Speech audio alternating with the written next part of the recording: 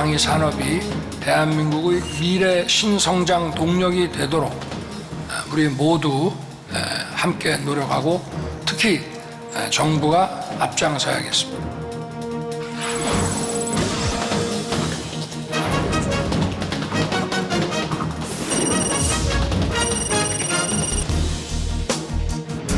K방산이 쭉쭉 뻗어나가기 위해서는 이 방산 핵심 소재와 부품의 자립화가 무엇보다도 중요합니다.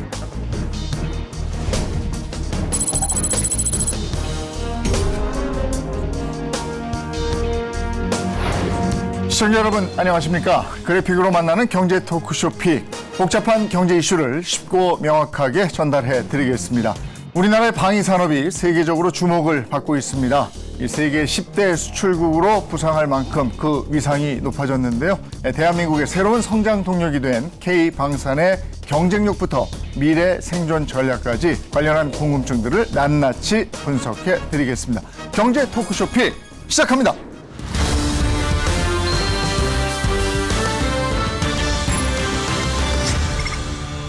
오늘 함께해 주실 분들 소개해 드리겠습니다. 한양대 공공정책대학원 문근식 특임교수 함께합니다. 어서 오십시오. 네, 반갑습니다.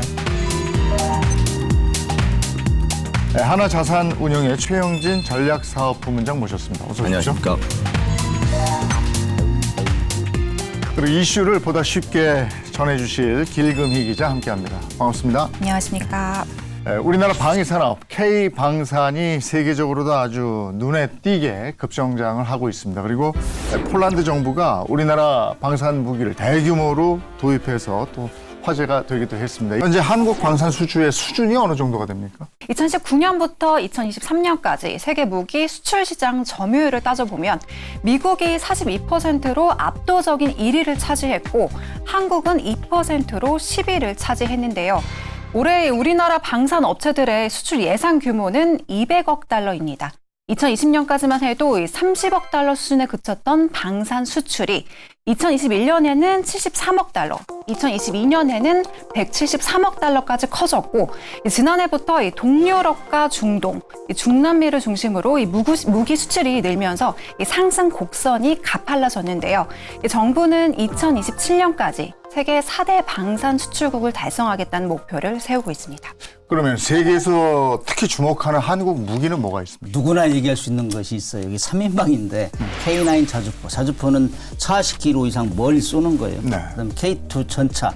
전차는 탱크라고 하는데 요거는 뭐 6.25 때 우리가 없어가지고 한참 힘들었던 이 무기. 그다음에 이제 FA-50 공격기, 항공기. 그러니까 육군 무기하고 공군 무기가 지금 빅히트를 쳤어요.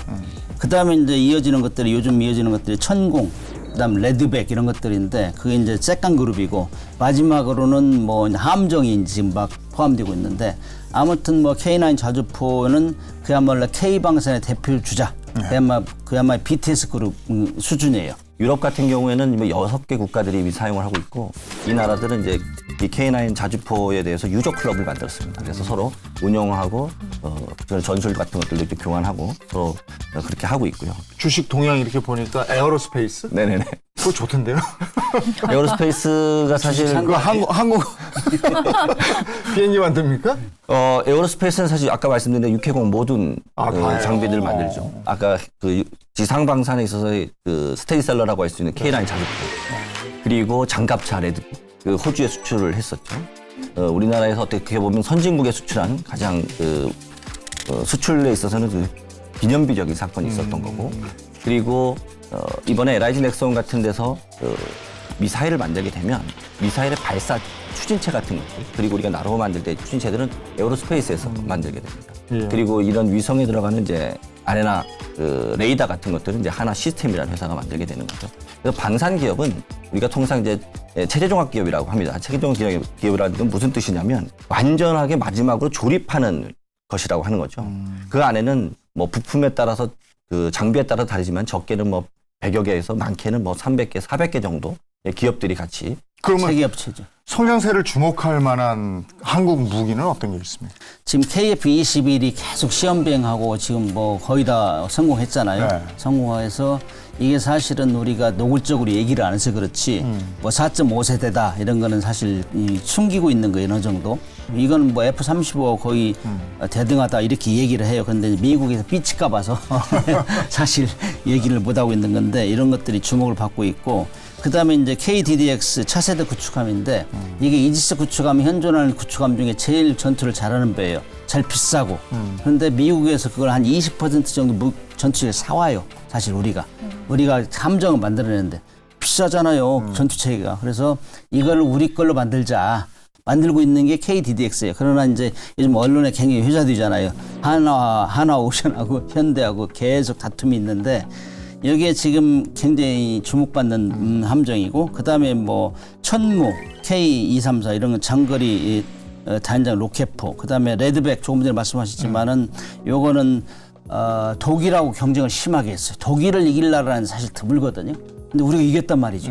그러니까 뭐 완전히 주목받은 거지. 그런 것들. 그다음에 한국형 아이언돔이라고 할 수 있는 거. 요즘 뭐 중동 같은 데는 미사일이 계속 왔다 갔다 하니까 방어무기가 굉장히 필요해요. 그래서 LSAM, MSAM, 뭐 천공 이런 것들은 아마 앞으로 계속 주목을 받지 않을까 그런 생각을 합니다.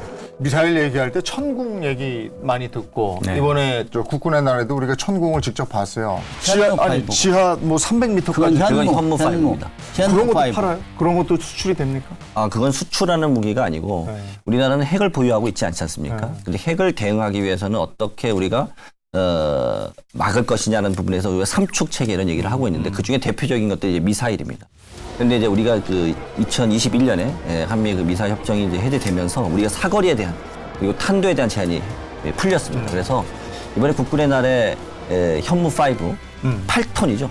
탄도 무게가 8톤인데 위용이 대단하더라고요. 이 8톤 정도의 미사일이 떨어지면 북한의 그 지하 벙커들을 모두 초토화시킬 수 있는 무기이기 때문에 이번에 이 무기가 지난 국군의 날 시가전에 이제 나타났다는 것, 출현했다는 것이 상당히 이제 북한의 김정일 정권에게는 위협적인 요인이 아니었을까. 8톤 하면은 2차 때 나가사키 히로시마에 투하된 그 핵폭탄 위력이 15톤 정도 돼요. 킬로톤. 근데 이게 8톤이면은 핵무기도 아니면서 거의 버금가는 수준이잖아요. 그래가지고 이번에 이제 국군의 달 행사 때 이제 과시를 했죠. 사실 무기라는 거는 상대한테 과시하는 게 중요해요. 그래야 상대방 큰 거 가지고 있으면 함부로 못 덤비잖아요. 이런 효과로 이제 발표를 한 건데 많은 국민들의 호응을 얻었죠. 자주포라든지 탱크 요런 정도 수출이 되나 보다 했었는데 지금 말씀 들어보니까 뭐 미사일까지 뭐 전 분야네요. 맞습니다. 지금 대한민국 무기가 이제 재래식 무기에만 강자다라고 생각을 하고 있는데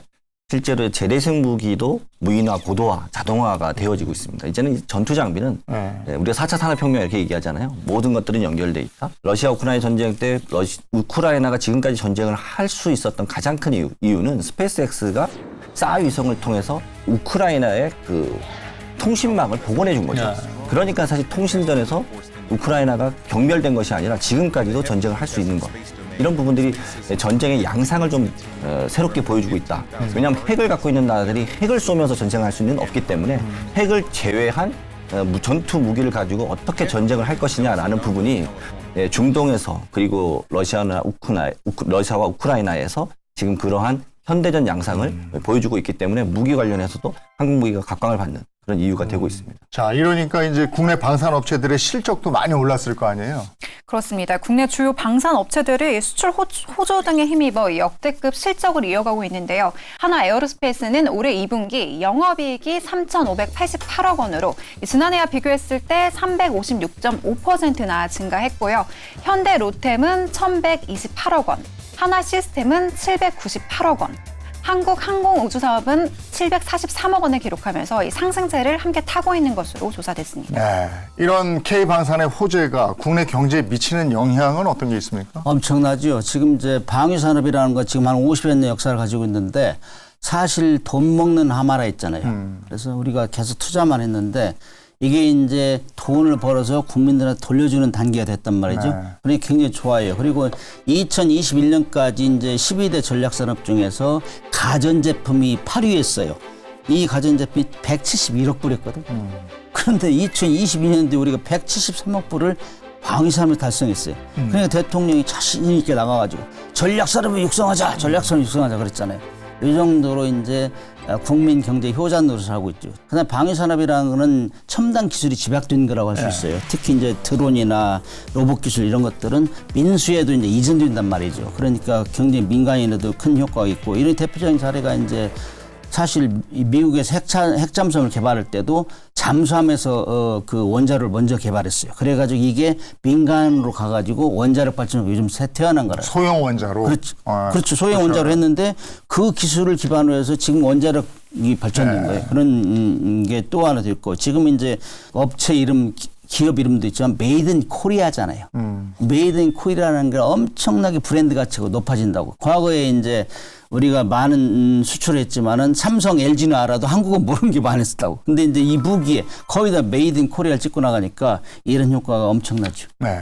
우리가 잘 알다시피 그 실리콘밸리의 역사도 사실은 레이더 관련해서 전쟁을 했던 그 기술 인력들이 전쟁 이후에 실리콘밸리에 와서 산업을 육성하고 현재 산업 벨트를 만들었고 미국의 헌츠빌이라든가 또 튀르케 같은 경우는 앙카라라고 해서 그 방위산업 벨트가 있습니다. 그러니까 우리나라도 지금 이제 K방산이 육성되고는 있지만 이것이 이제 국내 산업으로 점점 더 이제 낙수 효과가 이루어지려 그러면 첨단 과학 기술들을 융합하는 융합센터라든가 R&D 센터 그리고 제조 역량들을 강화할 수 있는 소재와 부품 장비들 관련 기업들을 육성할 수 있는 그런 산업 클러스터가 형성되는 것들이 무엇보다 중요하다고 생각하고 있습니다. 그러니까 참 이게 역설인데 전쟁이 이 지구의 과학 발전을 엄청나게 앞당기더라고요. 그렇습니다. 고도의 그 테크니컬한 맞아요. 그 기술력들이 무기에 다 녹아들어 있기 때문에 방산 수출이 외교에 미치는 영향은 어떻습니까? 다른 산업과 달리 이 방산 산업은 기업에게 수출하는 산업이 아닙니다.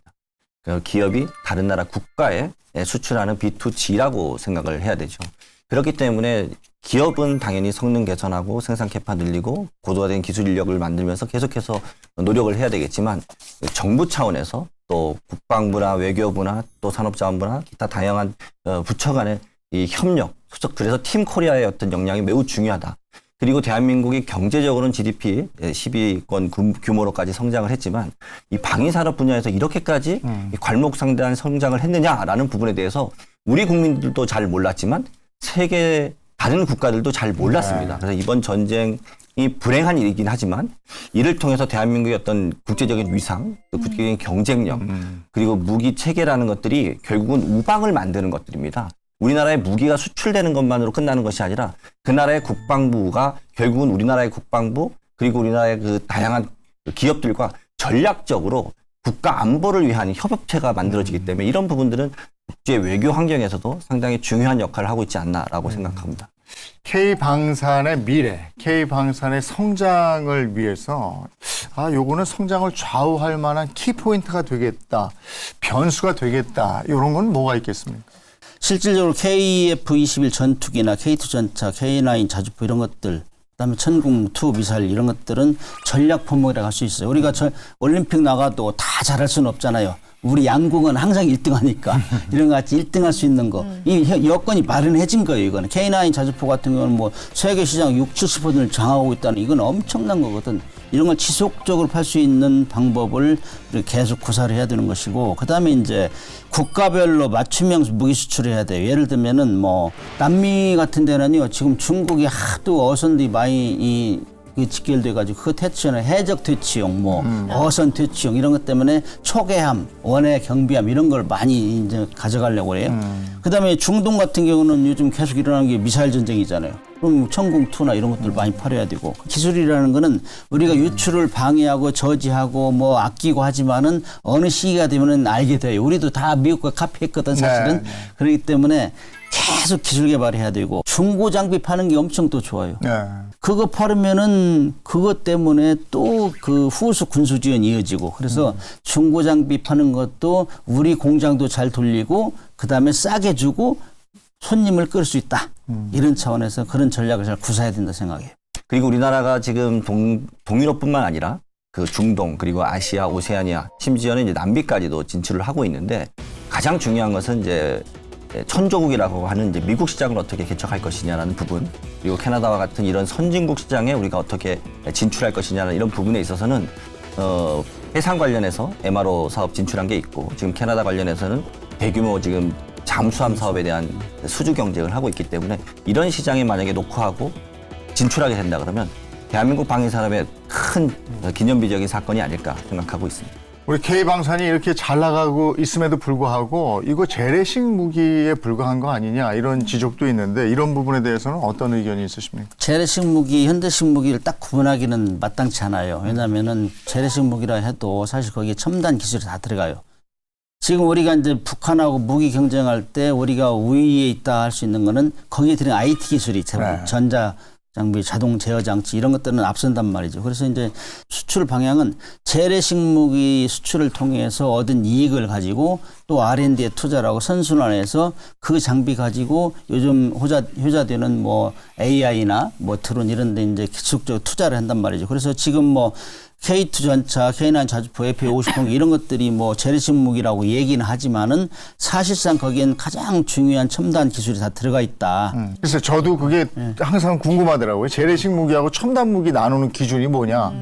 미사일이면 첨단이고 탱크면 재래냐. 뭐 이런 생각이 들거든요. 모든 국가들이 스텔스기를 보유하고 할 수 있는 것은 아닙니다. 이 미국은 첨단 무기를 수출할 수 있는 국가이긴 하지만 본인들의 맹방이 아니면 이러한 최첨단 무기들을 수출하지 않습니다. 그렇겠죠. 그렇기 때문에 특히 이머징 마켓 같은 경우에는 이 방위비 예산이 한정적이지 않습니까? 한정된, 제한된 이 국방비 예산을 통해서 그 자주국방력을 높여가기 위해서는 가성비 있는 무기들을 도입할 수밖에 없고 그런 측면에서 본다 그러면 대한민국의 재래식 무기의 또 고도화, 첨단화 그리고 일부 미사일이나 또 구축함이나 잠수함이나 이 초경량 전투기 같은 부분에 있어서는 대한민국이 향후에도 수출할 수 있는 여력이 좀 있다라고 좀 보고 있습니다. 지금 말씀도 하셨지만 미국이 아무 나라한테나 무기 팔지 않는다 하셨잖아요. 진짜 그렇게 했어요. 내가 판 무기 가지고 나한테 쏘면 어떡하냐고요. 맞습니다. 네.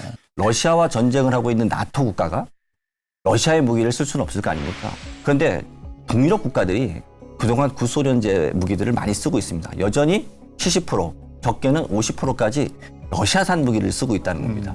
그래서 이제 그 국가들은 나토 국가들이기 때문에 앞으로 러시아 무기들을 점차 다른 나라 국가로 바꿔야 되는데 중국산 무기를 쓸 수 있느냐? 저는 그렇게 보지 않습니다. 그렇다고 하면 북한제를 쓸 거냐? 그것도 아니지 않겠습니까? 그러면 이 서방 가치 밸류 차이나 그 밸류 체인하에 있는 이 서방 자유진영 국가들은 어쩔 수 없이 나토 내지는 대한민국 방산을 선택할 수밖에 없다.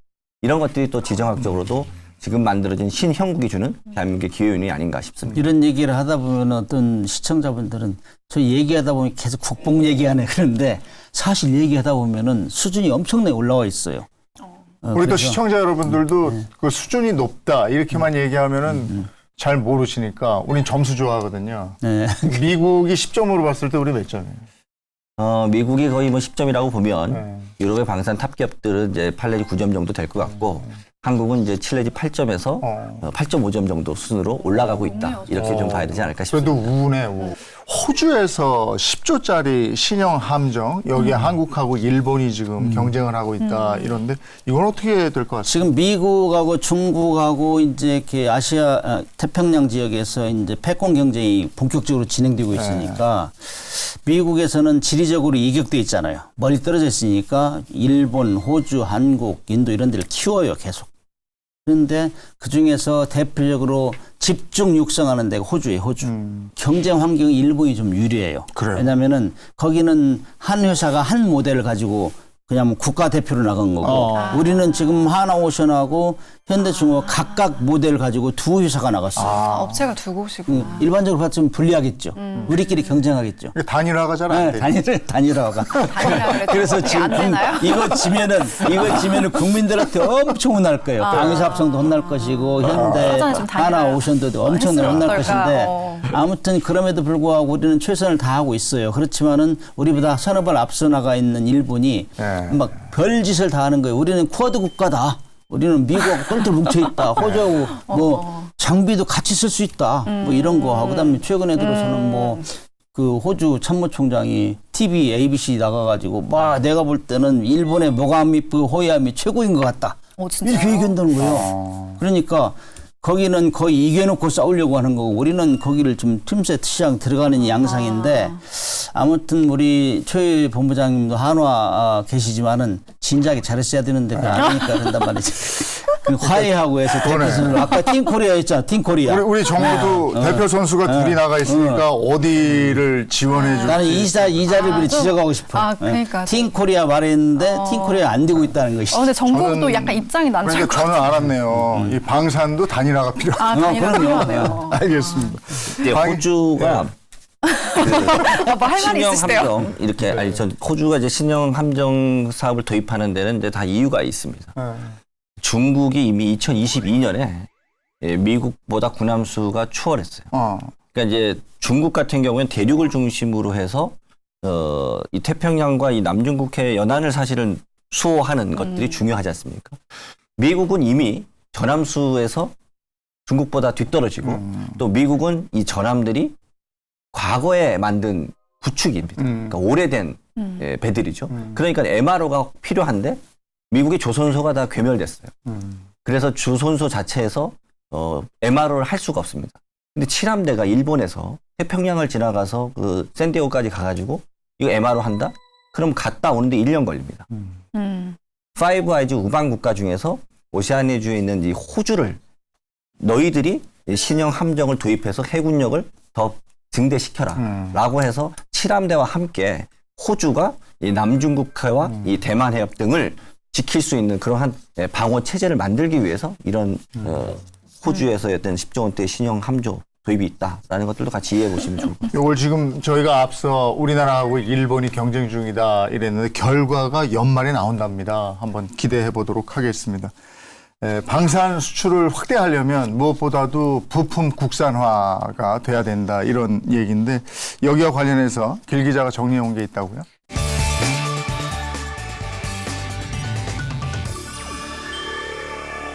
이 자주포와 전차 등이 차별화된 기술과 가격으로 여기저기서 러브콜을 받곤 있지만 정작 이 무기의 핵심 부품을 수입산에 의존하다 보니까 이로 인한 문제점이 발목을 잡고 있는 겁니다.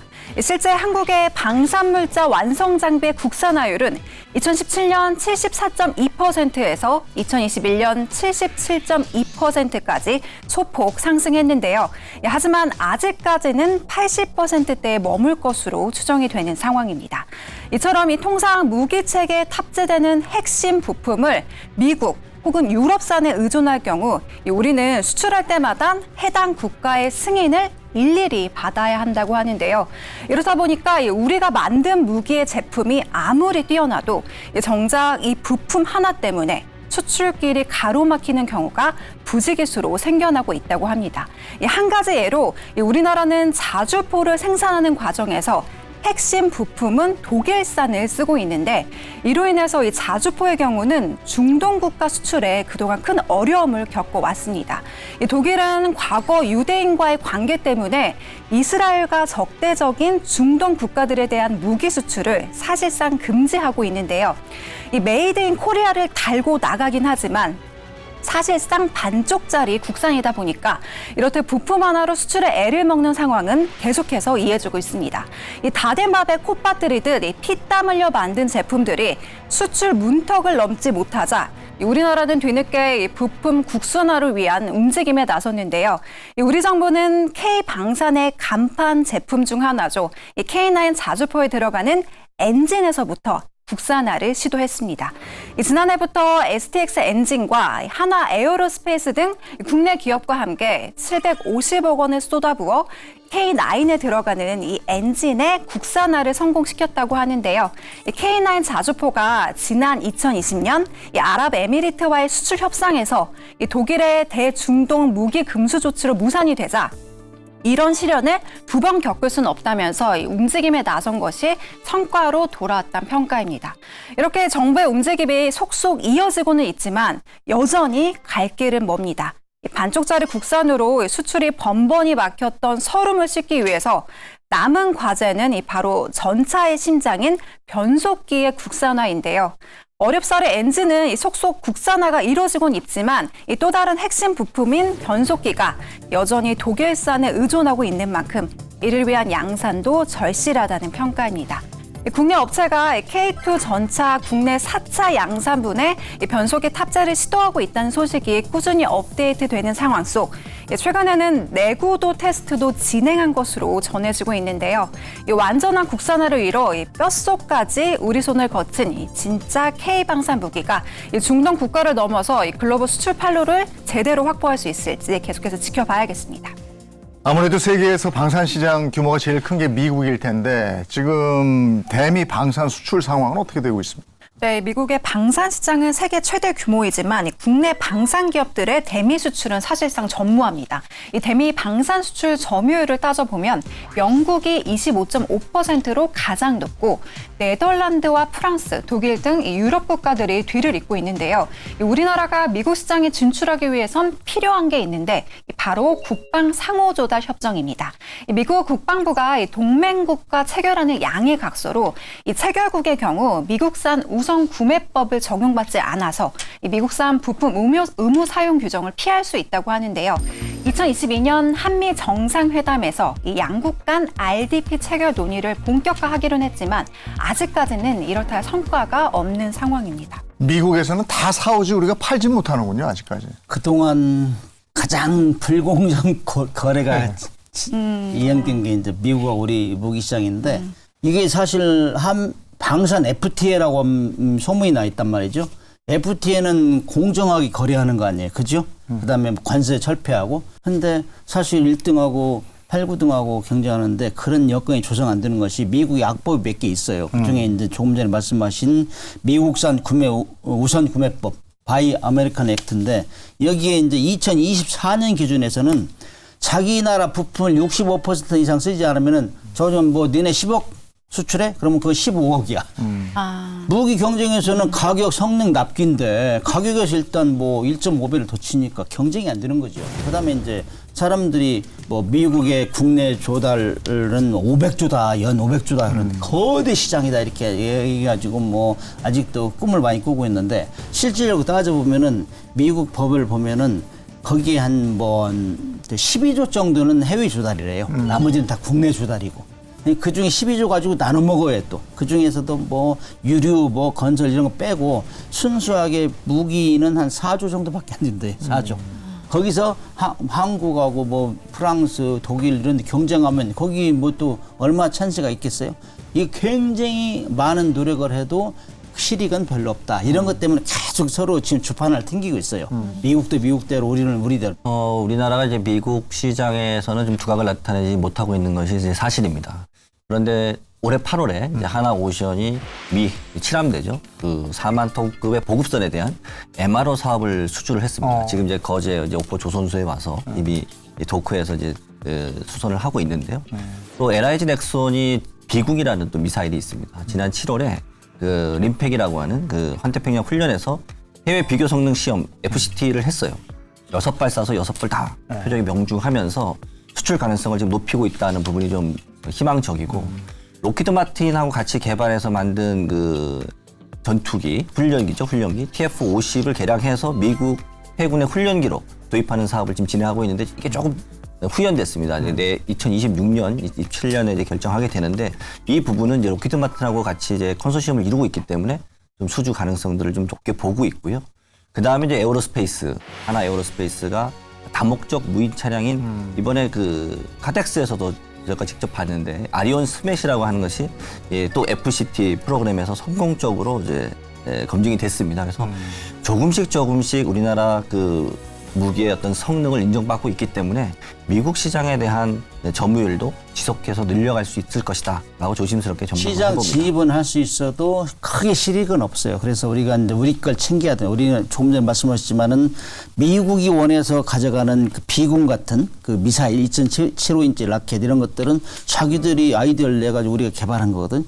이런 것들은 들어가는데 문제가 없어요. 그러나 정상적으로 미국하고 경쟁할 때는 우리가 굉장히 힘들어요. 그러나 실익도 별로 없고 그래서. 근데 아까 그 얘기 했잖아요. 국방 상호 조달 협상? 예, 협정. 협정. 예. 요걸 맺어야 된다면서요? 그러니까 맺으면은 경쟁을 할 수 있어요. 경쟁. 미국하고. 예. 공정 경쟁. 맺었다고 해서 바로 파는 게 아니고 그건 아니고. 공정 경쟁을 그렇게 할수 생각하는데 그건 오산이에요, 오산. 아, 근데 이게 지금 안 돼 있다. 남들 뭐 28개국이 다 했다니까 왜 우리는 안 했느냐? 우리는 그동안 계속 일방적으로 사왔어요. 그렇기 때문에 사오면서 우리가 많이 기술을 습득을 했죠. 이런 장점이 있다. 그래서 이거는 뭐 무조건 들어가는 게 좋은 건 아니고 여기서 뭐 결정한다는 건 아니지만은 너무 그 장밋빛으로 볼 필요는 없다. 저는 그렇게 생각해요. 미 대선이 이제 한 달도 채 남지 않은 것으로 알고 있는데 미 대선과 K 방산 어떤 영향을 미치겠습니까?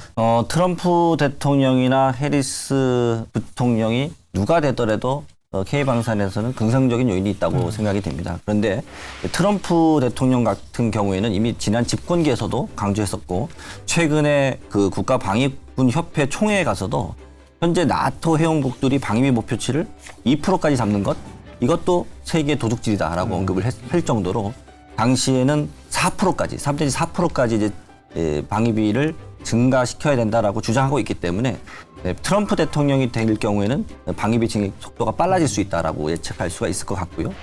해리스 후보가 대통령이 된다고 해도 여러분 잘 아시다시피 그 민주당이나 공화당이 중국에 대한 이 공급망 재편 그리고 반도체 전쟁 등을 봤을 때는 그 동맹을 강화하는 기조가 그대로 유지될 가능성이 높습니다. 그래서 동맹국 간의 협력을 통한 방위 산업 기조를 그대로 유지할 것이기 때문에 현재의 와 같은 지속적인 국방비 증액은 변하지 않을 것이기 때문에 미국 대선 결과에 따라서 K방산이 크게 영향을 받는다기보다는 글로벌리 국방비를 증액하고 자주 국방을 확대하는 필요성 그리고 니즈는 지속될 것이다. 그리고 또 개인들의 입장에서 봤을 때 K방산이 주목받으면서 이런 쪽에 어떻게 투자를 좀 해봐야 되겠다 하시는 분들도 있어요. 근데 네네. 투자할 때 유의해야 되는 점은 뭐가 있겠습니까? 어떤 기업들은 주가가 상승률이 높고 네. 어떤 기업들은 주가 상승률이 좀 낮거나 더딘 경우가 있습니다. 그래서 이제는 어떤 개별 기업에 투자한다기보다는 이 방위산업의 어떤 대표 기업에 투자할 수 있는 그러한 ETF도 만들어져 있고 그래서 좀 분산 투자하는 것들이 투자자 입장에서는 좋지 않을까 이렇게 생각을 해봅니다. 그래도 또 ETF가 나와 있군요. 대표적인 ETF 상품이 있습니다. 직접 만드셨습니까? 예, 우리 회사 상품이 얘기하기가 좀 그러네요. 플러스 K방산 ETF. 알겠습니다.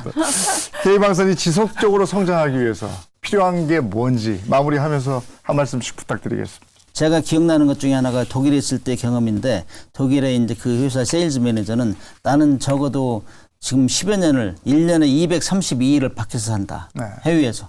그 정도로 돌아다녀야 먹거리를 창출할 수 있다 이거예요. 우리는 좋은 상품을 많이 가지고 있는데 팔 수 없으면 바보들 아니에요? 그다음에 그동안 50여 년을 국민들이 엄청나게 세금을 투자해 R&D비를 투자했는데 이제 그 올라왔으니 그걸 팔아서 국민들한테 돌려주면서 자주국방도 강화해야 된다. 저는 그렇게 생각합니다.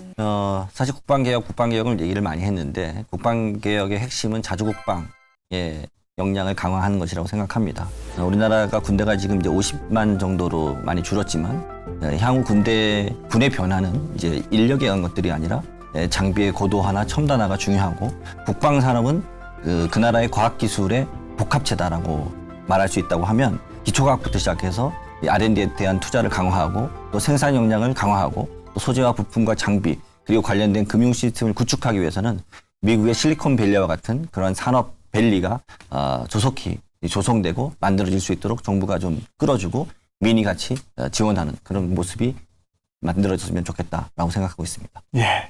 세계가 주목하고 있는 K방산 이 기회에 정부와의 긴밀한 협조를 통해서 목표대로 방산 수출국 4강으로 도약할 수 있기를 바라봅니다. 오늘 경제 토크쇼 픽 여기까지 하겠습니다. 고맙습니다. 네, 고맙습니다. 감사합니다.